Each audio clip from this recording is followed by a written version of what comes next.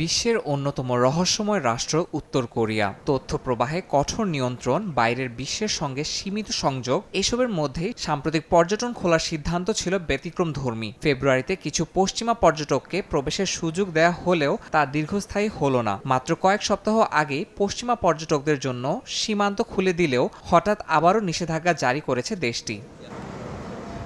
Corona মহামারীর শুরু থেকেই পুরোপুরি বিচ্ছিন্ন ছিল উত্তর কোরিয়া। ধাপে ধাপে বিধিনিষেধ শিথিলের পরও ২০২৪ সালে প্রথমে রুশ পর্যটকদের অনুমতি দেয় পিয়ংইয়ং। এরপর পশ্চিমাদের জন্য সীমিত পরিসরে রাসন শহর উন্মুক্ত করে দেয়া হয়। তবে পর্যটকদের চলাফেরায় ছিল কড়া নিয়ন্ত্রণ, স্থানীয়দের সঙ্গে যোগাযোগের সুযোগও ছিল কম।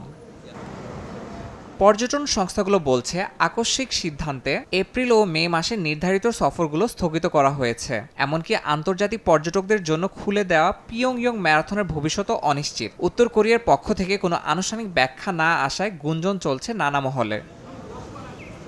বিশ্লেষকদের মতে, উত্তর কোরিয়ার অর্থনীতির গুরুত্বপূর্ণ উৎস হতে পারত দেশটির পর্যটন খাত, কিন্তু একের পর এক বিধিনিষেধে সেটি এখন প্রশ্নবিদ্ধ।